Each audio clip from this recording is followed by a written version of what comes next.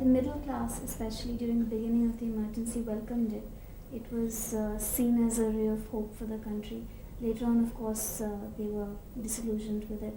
Can you tell me about why this happened? I think the middle class has a very strong commercial instinct.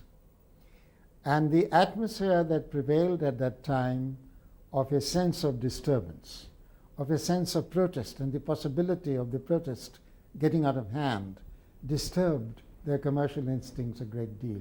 The middle class is very secure under firm law and order.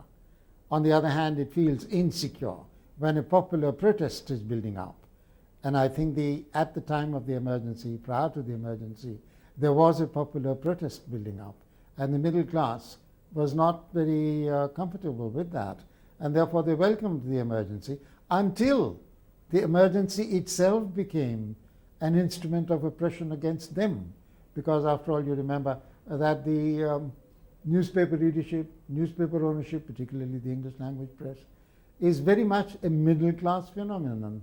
And therefore when the censorship came and people, as was said at the time, they were asked to bend and they began to crawl, that it was at that time that the middle class instinct of these freedoms asserted itself.